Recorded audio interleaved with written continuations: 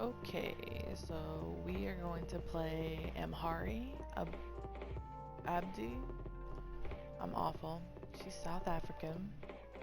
And Qatari, I can't really pronounce things, so I'm sorry. Um, she, alright, 28.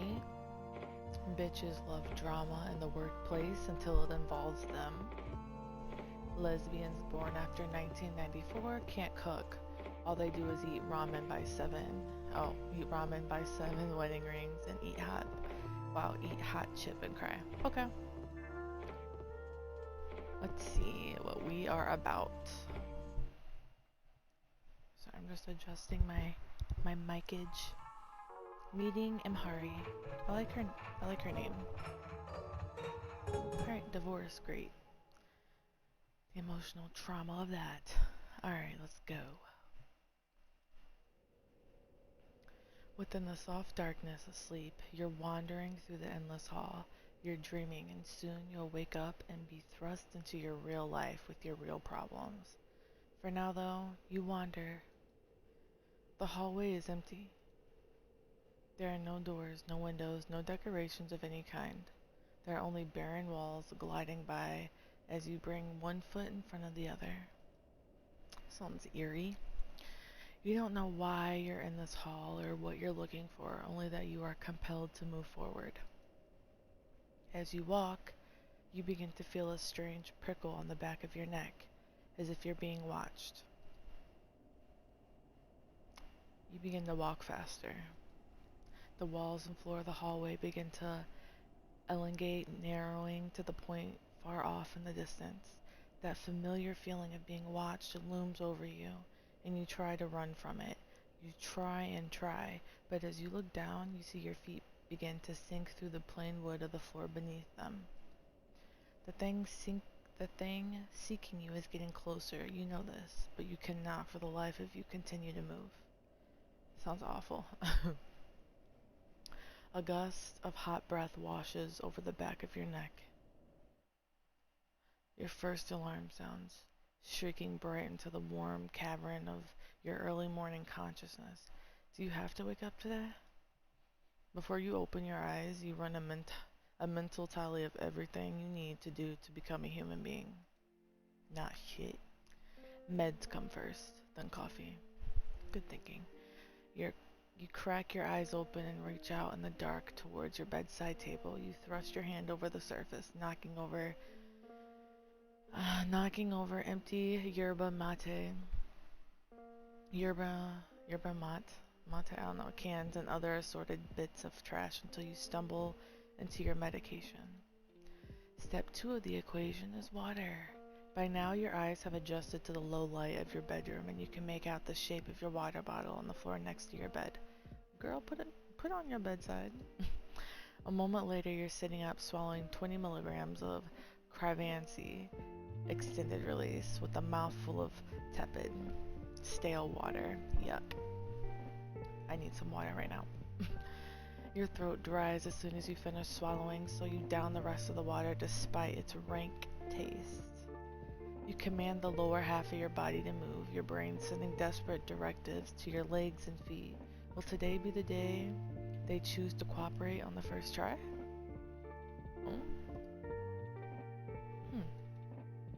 Evidently not. You spend another few minutes urging your body to obey your mind until a surge of panic jolts you to stand at the sound of your second alarm.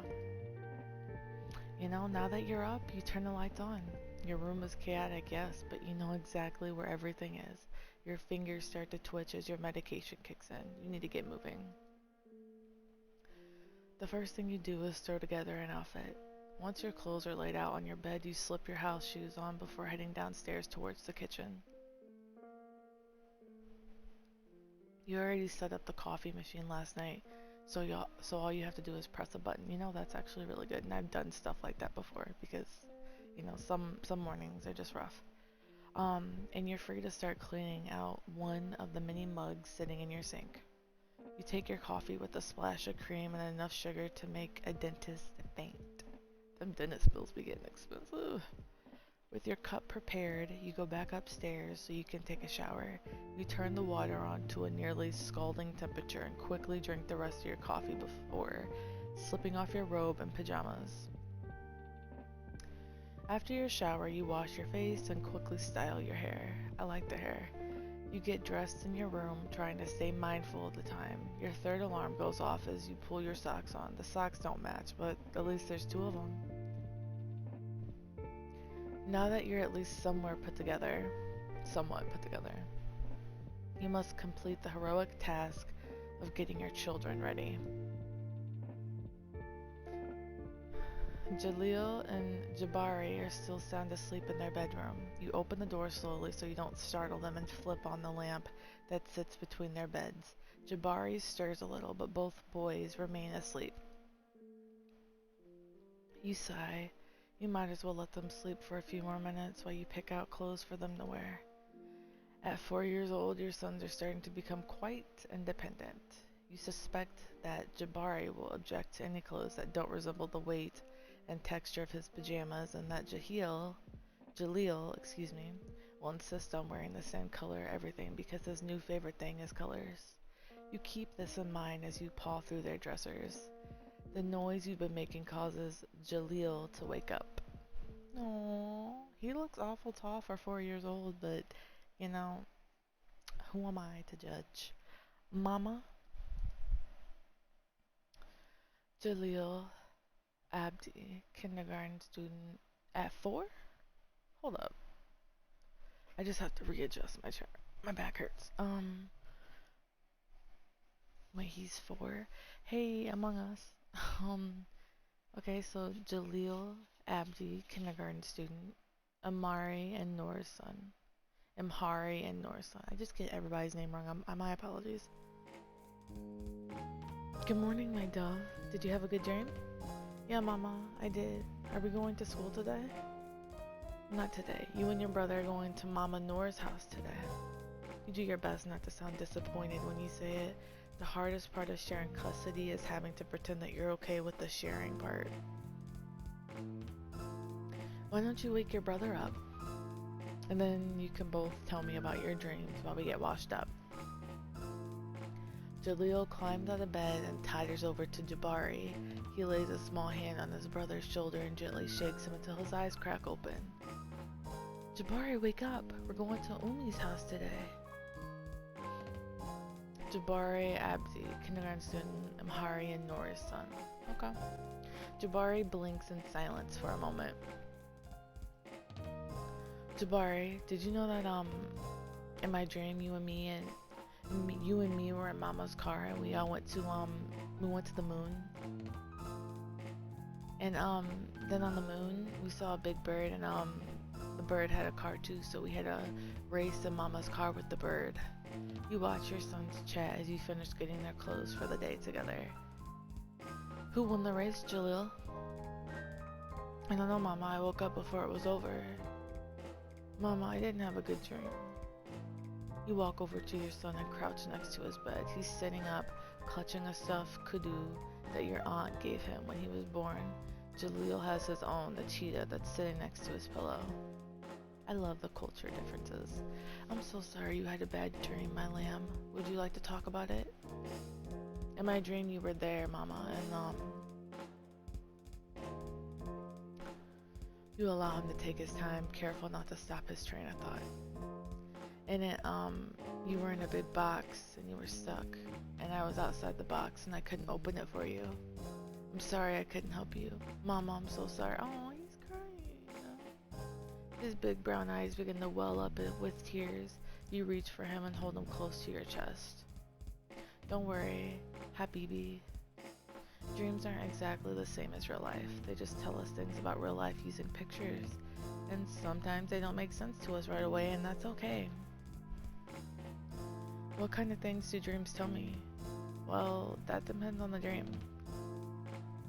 But as you get bigger and bigger and have more and more dreams, you'll have an easier time figuring out what they have to say. Jabari wipes his tears on your shoulder and sighs. Ooh, I hate when people do that, like they cry and they get that snot and tear. I'm sorry, I'm awful, but yeah. Can we have pineapple for breakfast? Hell yeah.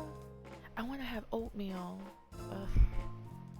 Sometimes it shocks you how quickly your kids can change tracks, but then again, they are your sons. You stand and help Jabri, I'm sorry, I got 90 Day Fiancé in my head. You help Jabari get out of bed. Okay, my dears, what do we do before we eat breakfast? We wash away all the sleep. We wash away all the sleep. Oh. You pick up their clothes and lead your sons to the bathroom so that you can help them get ready before they get dressed. Then you load their toothbrushes with toothpaste and wait, what? Wait, are we making our children brush their teeth before they eat? What? Then you load their toothbrushes with toothpaste and hand them to them. Okay. They stand on the step stools in front of the sink brushing their baby teeth with gusto. A pang of sadness rings through your heart as you watch them. It took time, but you've gotten used to taking care of the boys on your own. Things are certainly more difficult without a partner, but that's a thought that you can't allow yourself to dwell on, at least not in front of them. When Jaleel and Jabari are finished brushing their teeth, you help them take their pajamas so they can put on their clothes for the day. What do we think? Did I do a good job picking your clothes? Jaleel looks at the blue Among Us shirt he's wearing and down at the blue socks. Jabari rubs his fingers over the sweatpants and soft yellow Minecraft shirt. You hold your breath. I like the colors. I think that blue is really cool color because it's the same as the sky, and the sky has birds in it, and I really like those.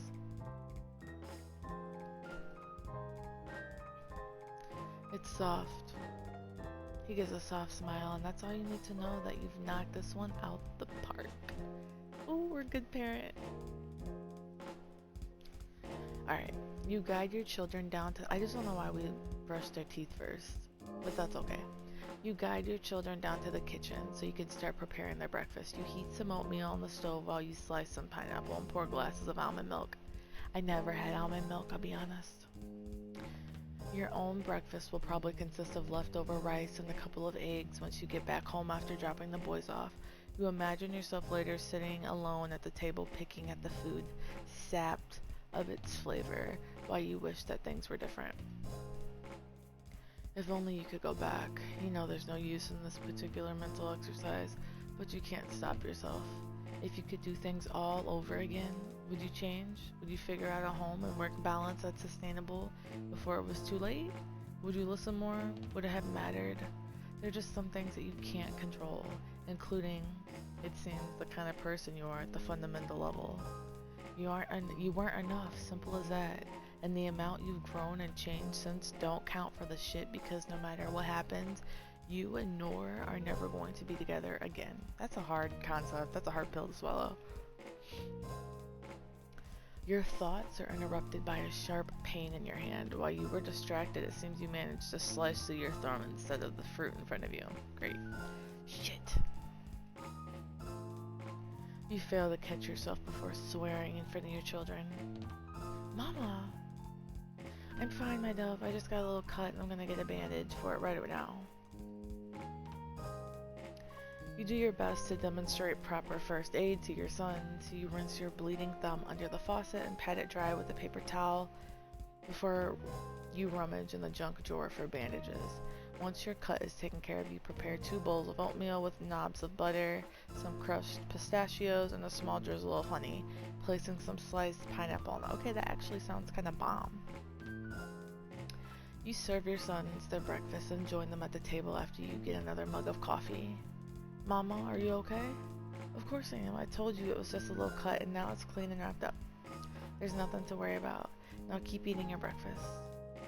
Jaleel shoves a heaping spoonful of oatmeal into his mouth. Hey mister, breakfast isn't a race. You don't need to go so fast. Take your time or your tummy will be upset with you in the car to Mama Noor's house. You sip your coffee while your sons eat, reminding Jaleel to pace himself every now and again. The last thing you want to do is hand off your kid to your ex while he's covered in puke. Mama? What is it, Habibi? God, what's wrong? What'd we do? You have to admit, sometimes Jabari can be a little unsettling when he stares at you in unblinking silence. Mama, are you okay? They can probably sense that, like, we just feel sad and shit. I just told your brother one little cut isn't enough to hurt me too badly. Not the cut, Mama. You're sad. Yeah, Mama. You came in our room and everything got all blue and green and stuff. But, not blue like the sky or like water. Blue like really, really icky blue. You sigh. This is the kind of thing you would ideally discuss with Noor. The best option you have, though, is making a long-distance call to your auntie, Babalawa, so she can tell you how— I am so sorry if I'm pronouncing his names wrong— can tell you how best to support your son's gifts, while also encouraging them to stay out of your business. I guess I'm a little sad today, but that's just because I have to say goodbye to my favorite 2 people in the whole wide world. I'll be alright, I promise. You reach across the table and your sons grab onto your hands. It's okay to be sad sometimes, understand? Your sons nod. Although their little faces are still pinched with worry, you stand and walk around to their side of the table. Come on, give Mama a big hug. It makes me happy that you both care so much about how I feel. It is sweet. But I want to make sure that you pay attention to how y'all feel, okay? You scoop them up into a tight embrace. It takes all you have not to start crying into the tops of their little heads, but you manage to keep it together. I love you, Mama. I love you too, Mama. And I love you both so, so, so much. I love you more than there are stars in the sky. I love you forever, for always. For as long as I'm alive, you two will always be my biggest loves. It's true. Despite all the pain and turmoil that comes from remaining in close contact with Noor, you would never in a million years give up on the children you share. In a way, you know it's why you and she couldn't stay together. Jaleel and Jabari simply deserve more from the both of you. Good parenting. It's time to go, boys. Jabari, it's your turn to pick the CD today, so think about which one you want while I get the car ready, okay? You let go of your sons so they can finish their breakfast. While they eat, you go back upstairs to make sure that they packed their things sufficiently last night. You and Noor tend to just keep duplicates of certain items, but there are some things that you simply must cart back and forth, such as their special blankets and toys, as well as anything their preschool teacher— okay, preschool, not kindergarten— have given them to take home. But it did say kindergarten, right? Am I tripping? After confirming that their essentials are packed away, you slide Jaleel's cheetah and Jabari's kudu on top of their things and zip up the bags. You carry them downstairs and out to the trunk of your car. Then you check the car seats are relatively clean and secure to the back seat. As you do so, your 4th alarm goes off on your phone. Fuck, you lingered too long at breakfast and now you're running behind. Your only choices are speeding or arriving at Noor's place late, neither of which is great. Your ex-wife being a little annoyed at you is much better than getting pulled over with your kids in the car, you decide. You go back inside the kitchen where your sons are waiting, finish with their food, you clear away their dishes and lead them over to the front door where their shoes are waiting. Thankfully, they both wear shoes with Velcro rather than laces, so getting them out the door is a quick process.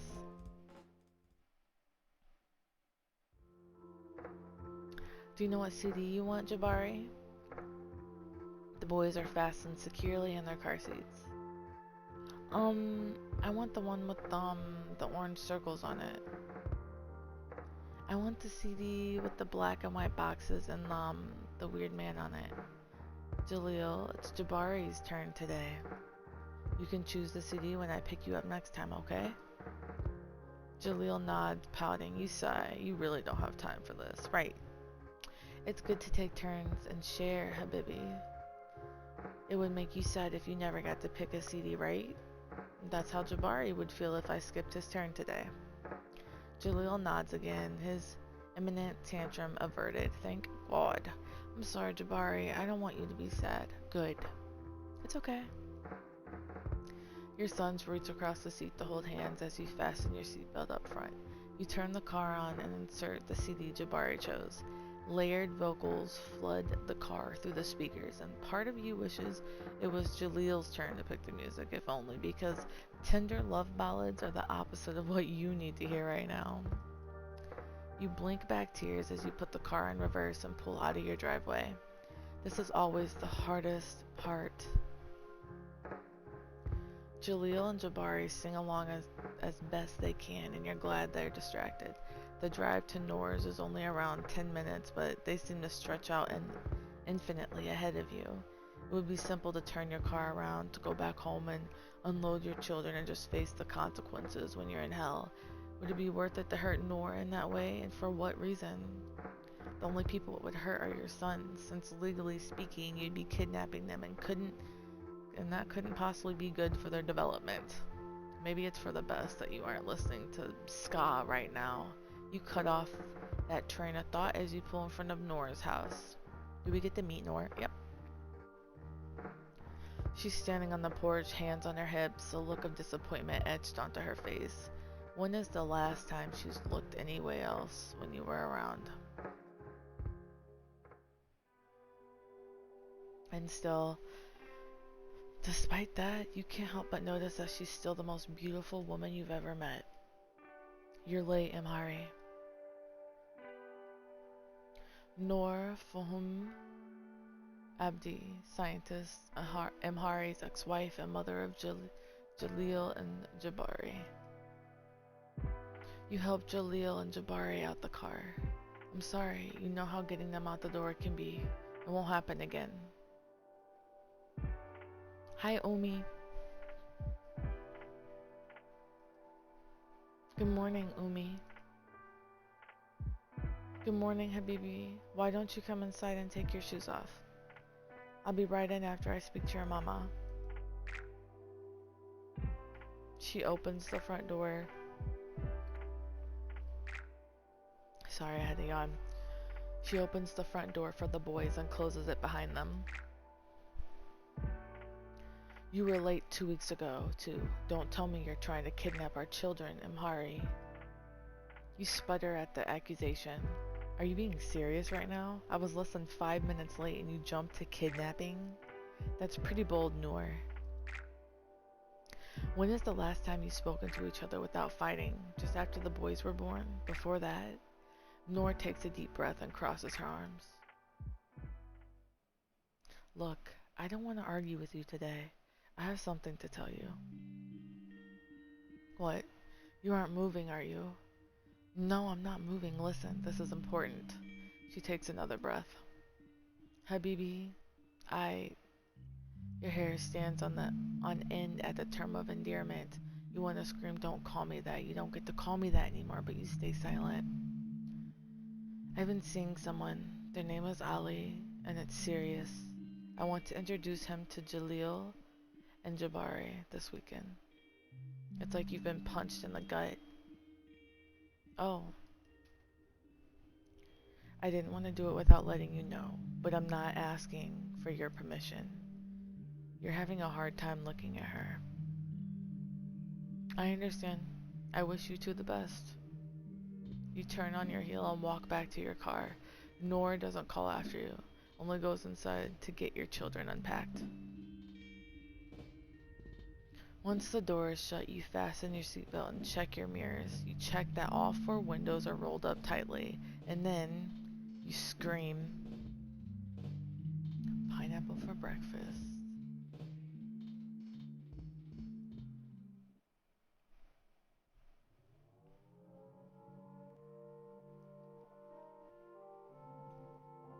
Alright, his name is Biggs. He's 25. We're 28, I believe. Let's do it. I don't know if this is gonna go well or not. Did it say their pronouns? I didn't even recall. My bad. A crash course in friendship. Ooh, controlling behavior. Get me up out of here.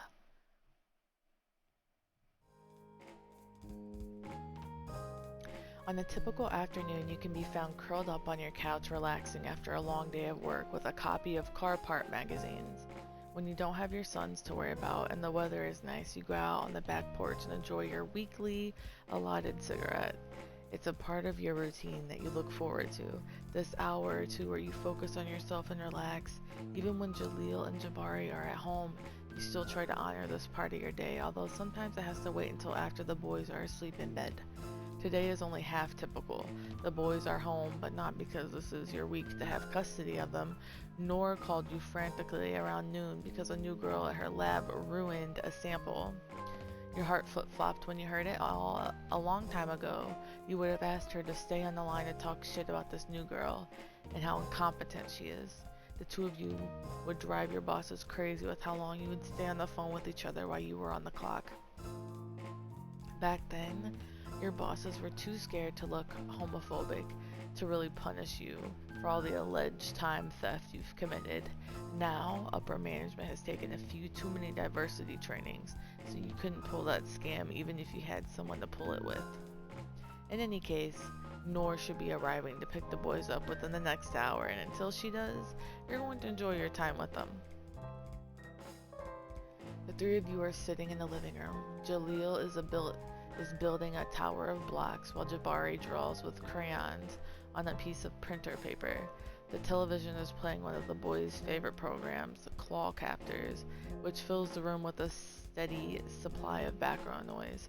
A commercial plays for the show's tie-in toys, and you brace yourself to be bombarded by your sons begging for plastic imitations of cartoon owls. Instead, you hear an engine backfire loudly outside your house. You wince at the sound and thank yourself for having the ability to maintain your car properly. Right, because, that's car problems ain't no joke. Your sons seem unbothered by the noise, which you're thankful for. Jaleel continues building his block tower while Jabari sits still in front of his unfinished drawing. Mama, someone is coming to our house soon. You look up from your magazine and towards the front door. It's probably Mama Noor coming to pick you up. No.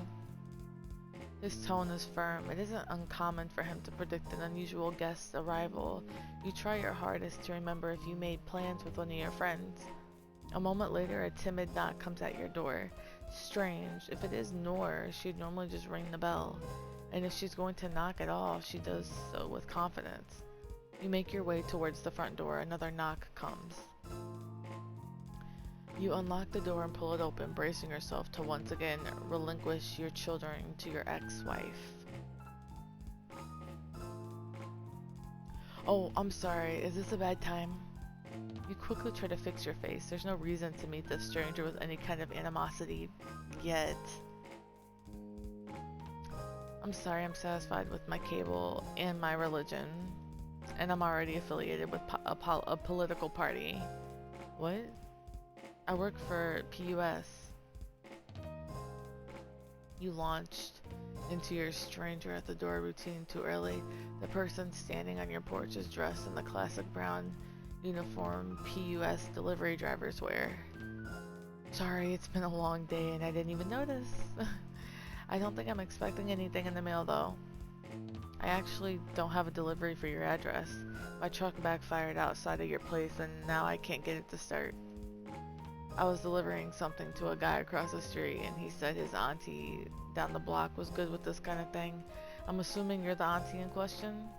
You can't help but crack a smile. The boys across the street like to drag race down some of the side streets in the neighborhood, and you fix their cars on the cheap as long as they demonstrate at least some semblance of road safety. One of them must have offered up your services. Ha! I am. You're a little too old to call me auntie though. I'm Emhari. Abdi, it's nice to meet you. You extend your hand at the PUS driver, and the PUS driver shakes it. I like his little afro puffs. Nice to meet you, Emhari. My name's Biggs Smallson. Well, Biggs, I should be able to take a look at your engine in a few minutes. I just need to wait for my ex to come by to pick up the kids. As you say that, you feel a tug on your legs. You look down to see both your sons on either side of you clutching to your pants. Who are you? You have pretty hair. I literally was thinking the same thing. It looks like Mama's when she's too mixed up in her head to go to the barber. Hi, are you friends with Mama? Shit, you quickly scan the person on your porch. It isn't impossible for them to be trans femme, but based on how they're carrying themselves, you doubt it. In fact, you realize you've been unconsciously using they them to describe him.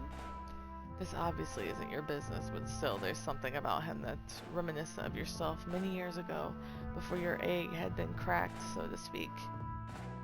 Boys, don't be rude. You look at the person on the porch, half smiling. I'm so sorry about that. There's really only one man who comes around my house. Who dat? And it usually isn't when the kids are here. Not like a boyfriend or anything like that. We're just friends. And he's just terrible with children, if I'm being honest.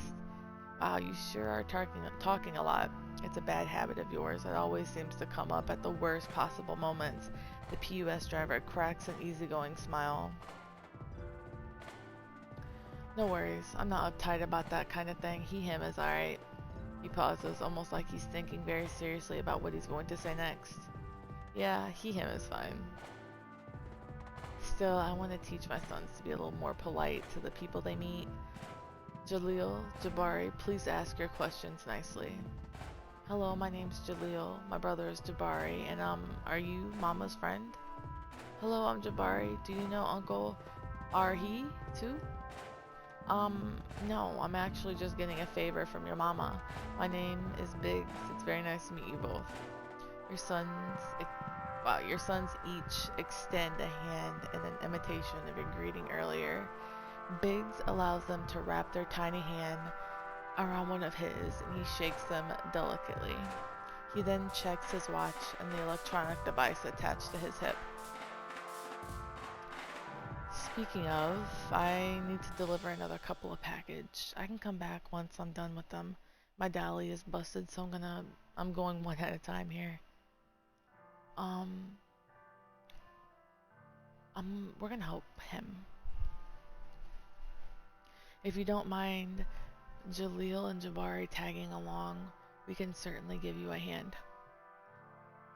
Biggs considers your offer for a moment.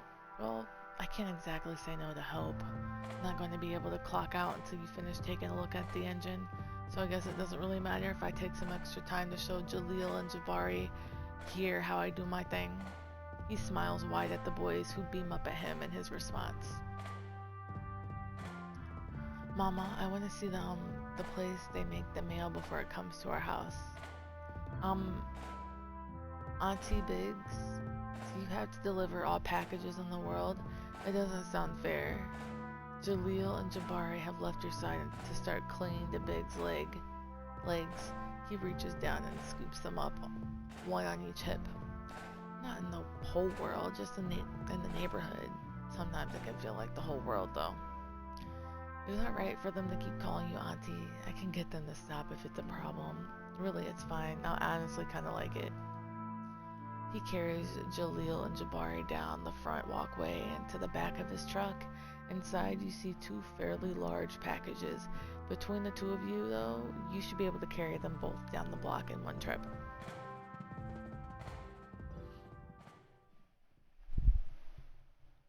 Alright, kids.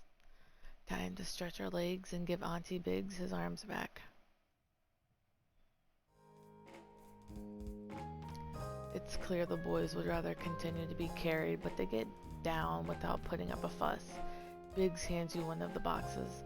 Fortunately, they're roughly the same size, which allows you to avoid the impenetrable matrix of gender politics that arises whenever you need to do a physical task alongside a man.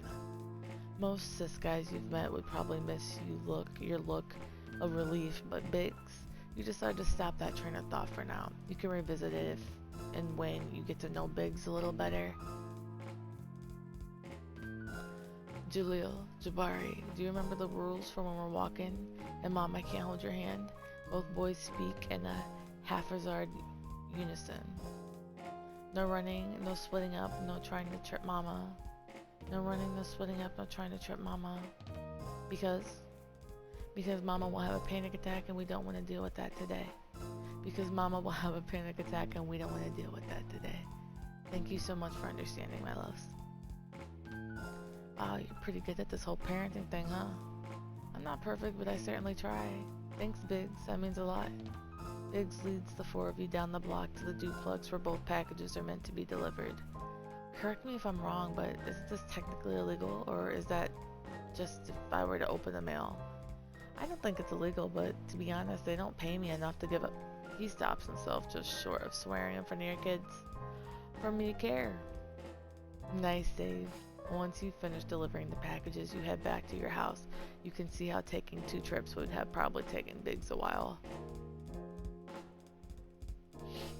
He once again scoops Jaleel and Jabari into his arms, carrying them back to your house, while the boys chatter relentlessly about claw captors. And the cool thing is that the owl who's in charge gets to be the Great Horn, and you think that that's always going to be the biggest and the strongest owl, but actually they take turns being the Great Horn, and either way they all have to listen and share, because the old owls all say that it's important to remember that even when they're different, all owls are owls, and they're all stronger when, I don't know what that said, and fly and hunt together. So now me and Jabari want to share everything so we can be like them. Sorry, I had to burp. Excuse me. Auntie Biggs, do you want to hoot too? Mama, can Auntie Biggs come over next week so we can all play call captors together? The smile on your face is so wide as you approach your house that even seeing Noor posted up on the porch isn't enough to make it falter. Umi, Umi. The boys scramble out of Biggs' hold and run towards their mother. Hello, my loves. Emhari. The shift in her tone is probably too subtle for the boys to pick up on, but the animosity lacing the syllables of your name feels like a knife digging into your back. And who is, this? Biggs extends a hand to Noor. She doesn't take it. Biggs Smallson. It's nice to meet you. Emhari was just doing me a quick favor. Neighbor to neighbor. She takes his hand and shakes it half-heartedly. Bitch. Umi, did you know that Auntie Biggs delivers all packages in Jersey City? Not the whole city, Jaleel. Just to Mama's house. You don't miss the soft smile that creeps onto Noor's face. This sounds fascinating. Why don't you both tell me all about what you did at Mama Emhari's house today in the car, okay? She takes the boys by their hands and leads them down to her car. Bye, Mama. Bye-bye, Auntie Biggs. Bye, Mama. Bye-bye, Auntie Biggs. They wave their little hands goodbye, and then they're gone.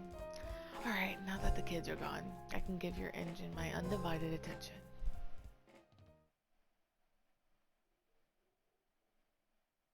You lead Biggs over to the garage where you keep most of your supplies. Hey, I really can't thank you enough for all this. I'm sure you must be pretty busy. It's really no trouble at all. Honestly, once the kids go back to Nora's place, I tend to just kind of mope, so this is nice. Shit, that might have been a little too vulnerable for the first time.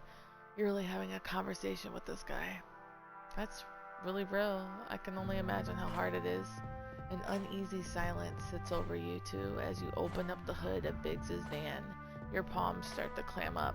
It's been too long since you've hung out with Arhi, because all of a sudden you feel words bubbling up in your mouth and you can't stop them from frothing over your lips even if you wanted to.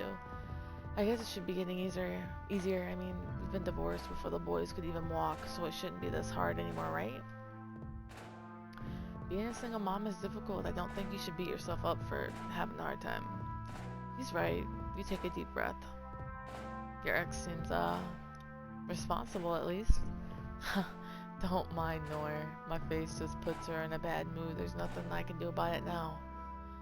You shine your flashlight deep into the recesses of Biggs's engine block. There are a few things that could be making the engine backfire, and you're hoping it's something you're capable of handling yourself. I think a switch in your brain flips. You forget about Noor. You forget about the ache caused by your son's absence. You forgot that you just pulled yourself from the edge of a panic. You are in your element. No, I know I can fix this. You straighten up to deliver the full diagnosis. It looks like your air intake tube is punctured. Luckily for you, I can replace it for you right now. I keep telling my manager he needs to get the van serviced more often. Shit. Are you sure it's not too much trouble for you? Really, it's not a problem. I tend to stock up on things. Excuse me, I tend to stack up on this part since the boys on this street treat their cars so rough. Oh, it all makes sense now. Is that why the dude down the block said that Auntie Hari could hook me up? Were those his exact words? God, he makes me sound like a drug dealer. Don't worry, I assumed you weren't gonna try to sell me any drugs. No offense, but you open your front door too quickly to be a drug dealer. You're right about that, I guess. You lead Biggs back to your garage. It's messy in there, but you're not embarrassed about it. It could be worse. Your house could be a dumpster fire instead of your garage. If Biggs is put off by crates full of loose parts stacked half haphazardly, I can't say that, around the floor, the greasy rags scattered around a small yet ominous puddle of iridescent black motor oil, and the ever-present smell of sweat and rust, he doesn't say anything. I should have a tube that'll fit your engine over here. I'm just moving in my chair. Sorry, guys. You wander over to where you keep parts that are made out of plastic and rubber. You start digging through a disintegrating cardboard box on a shelf until you find the part you need. Alright, let's do this. Alright, let's get it. You quickly get to work detaching the old tubes and installing a new one. When did you learn how to do all this? My dad and my uncles all worked in the Bejord plant when I was growing up in Dearborn. And it's not likely they got paid enough to do more than lease new cars they were making. So they made sure that the cars they owned outright would last as close as forever as a car can. And then they taught me and my cousins how to as well. I guess the boys on this block remind me of them a little bit, so it's nice to help them how I can. It's weird because I haven't been back to visit in so long, but it's like I'm not even homesick because it's like I had the same thing but better here. There you go again, talking like you just broke a lifelong vow of silence. It's just that Biggs puts you at ease in the way most men simply cannot. On top of that, it really has been a while since you've really had a conversation with someone outside of work that wasn't about shapes. Word? Honestly, really dope. I'm guessing you'll teach your kids the same when you're older. When they're older. I absolutely will. For now, it's hard to find time to work on my own projects.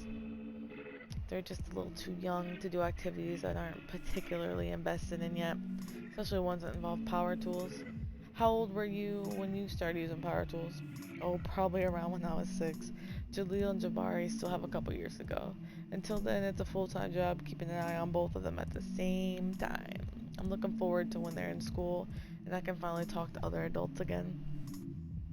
Oh shit, I think I have an idea that'll work for both of us. What is it? Well, not to make any bold assumptions since we just met, but you said it yourself. You don't spend a lot of time hanging out with other adults, and I want to thank you for helping me out and giving me a legit reason to get some overtime. So why don't we both do the same? Why don't we do both at the same time? Sorry, I had a hard time going through that sentence. I'm glad y'all were there to witness that. You're finished with your work now, your hands lightly coated in oil and dirt from the inside of the engine. Oh. What would you say to you, me, and the kids all going somewhere together? We can pick something that'll be interesting to them. And I'll help you watch them so you can also, talk to another adult. I'm the other adult in case that wasn't clear. You take a moment to consider the offer. Honestly, I don't like that because, hold up. First of all, that sounds like a little controlling for me, but whatever. Honestly, that sounds great. Yuck. I don't like that type of attitude. A few days spent exchanging texts and coordinating schedules, you two meet at the Jersey City Zoo on a sunny Saturday afternoon. You arrive 10 minutes late, which for you might as well be an hour early. You have your black backpack and a tote bag you got for subscribing to some car magazine years ago, both stuffed nearly to bursting with water and snacks and every miscellaneous thing you could fit in there. Jaleel and Jabari each clutch onto one of your hands this morning. You dress them in matching overalls and bucket hats. Just in case you lose one of them, you need to describe their appearance under pressure. You walk towards the entrance, scanning the crowd for Biggs. He's standing off to the side, dressed in casual shorts and a baggy t-shirt. It's honestly strange to see him outside the PUS uniform, but it makes sense that he wouldn't be wearing his work clothes when he's off the clock. He waves at you with a wide grin as you approach. Auntie Biggs! Auntie Biggs! Hey, how are you Outboys doing? Anything cool happened back at the nest since I last saw you? Biggs squats down so the boys can get a good grip around his shoulders before he lifts them off the ground to the sound of their manic giggling. Their eyes are cute when they see him. It's a relief that they get along so well. It'll make following your initiatory that much easier. Hey Biggs, sorry we're a little late. You know how getting kids out of the front door can be. No worries, it isn't that late, and besides, you're here now. Still, I try to be on time as much as I can. It's just that things sometimes, get mixed up in the shuffle, Biggs suddenly takes on the air of age wisdom, even though you're pretty sure you're at least a year or two older than him. There's nothing wrong with being a few minutes late now and then. You're a good mom, Emhari. That statement is seemingly simple declaration, one subjectively woven through each individual word, and yet when Biggs says it, you can't help but feel that maybe, just maybe, he's correct. Thanks. That really means a lot. Don't mention it. For once, you let the silence speak before you stretch on. If Jaleel or Jabari want to break it, they're free to do so. Auntie Biggs, and like clockwork, they do. Auntie Biggs, do owls live at the zoo? Mama says a lot of birds don't live there because they can fly away, but, Jabari thinks that,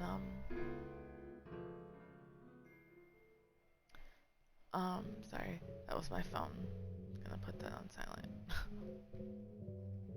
Sorry about that, y'all. Anyways, there have to be some birds who want to live there since the zoo, doesn't have a roof and they can, play with all the other animals. While Jaleel bathers Biggs with questions about the zoo, you dig through your tote bag for your entrance passes. As an employee of Jersey City School District, you, your family, and up to 5 guests per season are allowed for free entry into most municipal sites, including the zoo. It's a fine benefit to be sure. You'd much rather see your coworkers get a raise, or at the very least, better health insurance. Alright, let's all line up for sunscreen. I know that's right.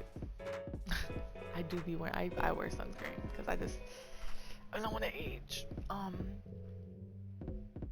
You've already applied SPF to yourself and your kids. You can apply that shit every 2 hours for it to work, but, and your kids before you left the house, and even though it hasn't been 2 hours, it can't hurt to reapply now that you have a minute of stillness. On cue, Jaleel and Jabari climb out of Biggs' arms and stand next to each other, arms spread wide and eyes clamped shut. Biggs remains still for a moment before slowly emulating the boys' positions. A strange look settles onto his face as he does so. Before you launch into your usual sun care routine, you take a breath. Jaleel and Jabari are in front of you, their little arms outstretched and their eyes clamped tight. They are both 5 years old. I thought they were 4. Whatever. And physically incapable of putting sunscreen on themselves. These things are not true of Biggs. Oh, sorry, Biggs. I guess I forgot about the whole talking to other adults thing. I don't need to put your sunscreen on for you if you don't want me to. Biggs immediately puts his hands down and occurs to you that, yeah, it is kind of weird for a grown woman to platonically apply sunscreen to a grown man without establishing that that's okay first. No worries, I could put it on myself, but I mean, I get how it can be kind of difficult to get yourself out of parent mode, huh? Tell me about it. I'll hand over the spray once I'm done with these little guys. Jaleel and Jabari wait patiently for you to spray their bodies with SPF 30. When you're done, you pass the can over to Biggs while you rub 2 tablespoons each of SPF 45 special formula for sensitive sunscreen on their faces and necks. You move on to yourself when Biggs is finished, and as soon as you feel confident that you're sufficiently protected from the sun, Auntie Biggs, Mama says that, the sun is our friend. And she, sometimes she hugs us too hard, but it isn't on purpose. And that's why we have to wear sunscreen all the time, because if you don't, you can get sick. You smile as your sons recount your explanation to him. You strive to strike a balance between outright lying to your children about the way the world works and confusing them with overly detailed answers that only lead to more questions. While the boys proceed to talk at him, Biggs turns to you with an attentive look. So, I know you said when we were planning this that you'd like to have a game plan. So I was thinking we could do a loop around the zoo and take turns carrying the boys if they get tired of walking. It occurs to you that Biggs has put almost as much thought into this as you have. Not quite the same amount.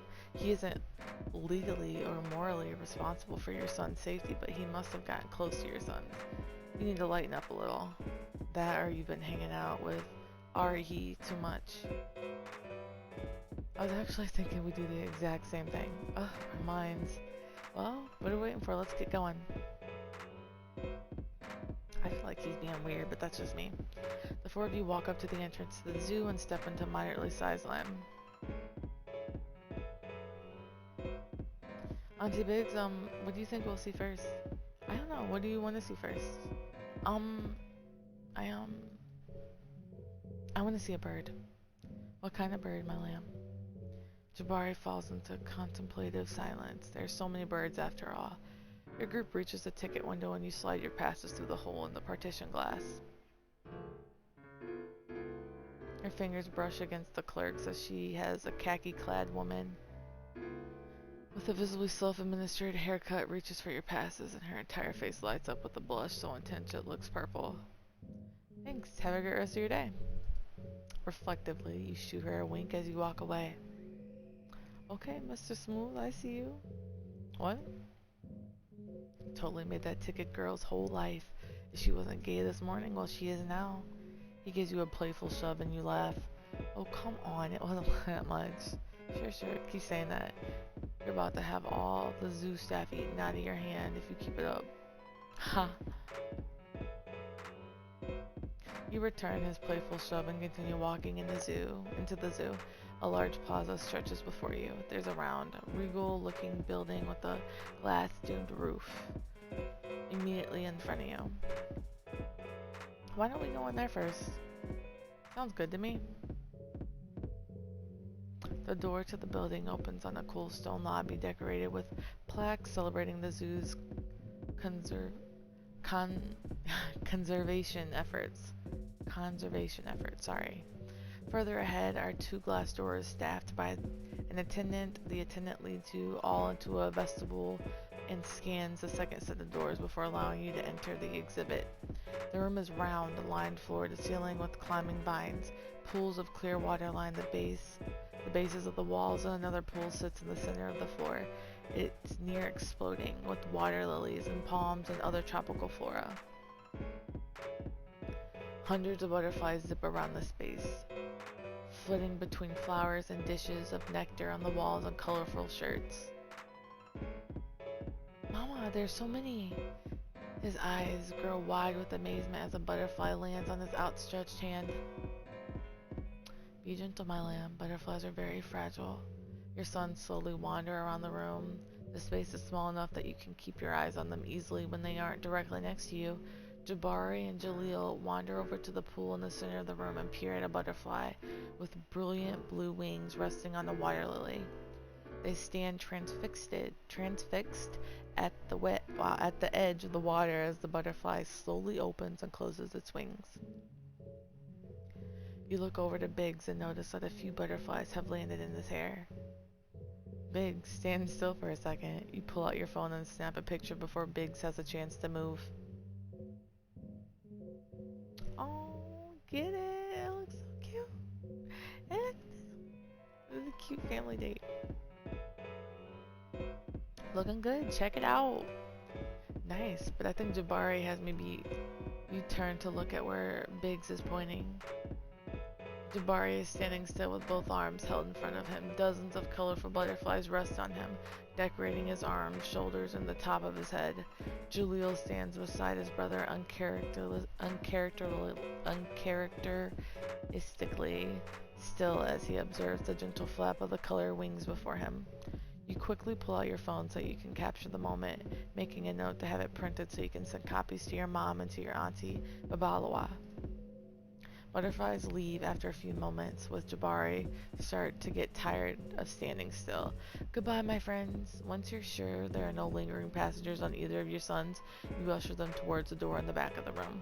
Much like the one you used to enter the room, this door is staffed by an attendant who makes sure that there are no butterflies are escaping or allowing you to pass into the part of the building. The previous room was pretty warm, but the next one is so humid you can almost see the moisture in the air. Tropical plants and bodies of water surrounded a roped-off walkway that weaves through a large space. The air is heavy with the distinct smell of multiple birds in one room. Calls and squawks fill the space, bouncing off the walls, creating a symphony of nature and rumbles through your entire body. Mama, look! Jaleel points a finger at a medium-sized bird bobbing around in the water feature directly in front of you. The bird's feathers are brilliant red, so bright it's almost neon. It stands in perfect stillness, its long beak dipped below the surface of the water that goes up to its spindly knees. You look around for a placard so that you can tell him what kind of bird this is. It takes a moment because the birds are flying freely around, but eventually you find it. That one is called a scarlet ibis. It's from South America and it eats bugs. Is it South American, where Granny is from? No, my lamb. Your granny is from South Africa, not South America. Yeah, Jabari and Papa Abdul is from Qatar and Umi is from Palestine. Oh, okay. Is South America near Jersey City? No, it's very far away. There are lots of different birds there, though. You continue answering your son's questions about geography while Biggs helps you shuffle them outside of the building towards other parts of the zoo. You walk down carefully manicured paths, stopping every so often so the boys can drink water and eat a quick snack. The boys ooh and ah inside the amphibian building, complain about being cold inside the penguin house, and stand stunned, if not a little fearful, at the extensive reptile room. Eventually you stop to rest in front of the lake in the middle of the zoo where swans and beavers swim beneath the rush of a large what? You can't help but register how pleasant all of this is. It isn't that you don't love your sons. You love them more than anything or anyone on this wretched world. You haven't had an opportunity to spend time with them and another adult, and well, things fell apart with you and Nora long before you could actually parent together. With Biggs, it isn't exactly how you imagined doing this kind of thing with Nora, or with any other woman you've dated for the matter, but it's nice in a way that you truly hadn't anticipated. This is great, Biggs. Thank you again for suggesting we get together. Hell yeah, your kids are great, and you're pretty cool if you don't mind me saying so. Well, it's certainly easier to be cool when I'm not keeping track of two kids. I get that. My big sister Amber runs a daycare, and she's always talking about how hard it is for her to switch off her adult supervision mode. You have a sister? Unbidden, you imagine what she might look like. You picture someone who looks just like Biggs, only with the undescribable energy that women have, regardless of something as fickle as mutable as biology. Yeah, I'm the youngest of the three. There's Hugh, Amber, and me, the small sons. You need to learn more about this, sister.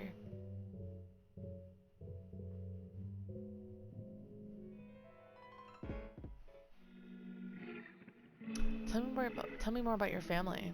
Well, my siblings and I are pretty close. We weren't between our parents' house a lot.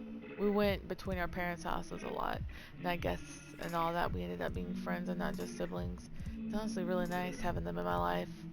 It's really positive. I can imagine. I just want Jaleel and Jabari to be friends and brothers. Inshallah. Inshallah. Inshallah. I don't know what that means. I don't have any siblings though, so I guess I'm worried that I'll miss it if they suddenly fall out with each other. I really don't think that'll be an issue. Look, Biggs draws your attention to your sons who have walked up to the edge of the water and are taking turns running towards an irritated looking swan, laughing and waving their hands in its face as it tries to swim along the shore. Oh shit, hang on. Jaleel, Fahum Abdi. Jabari, Fahum Abdi. We do not antagonize swans. Come here right now before you get bitten.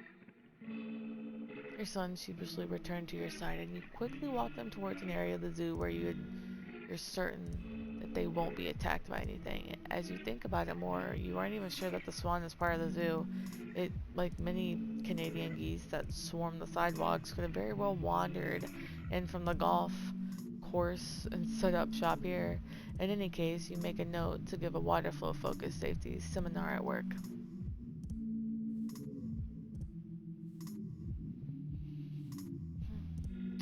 You lead your sons towards a path that spirals below the ground. Auntie Biggs, what do you think is down there? I'm not sure, but we'll find out pretty soon. Alright, so I'm gonna click it off here, and we will continue this family date later. Thanks for listening.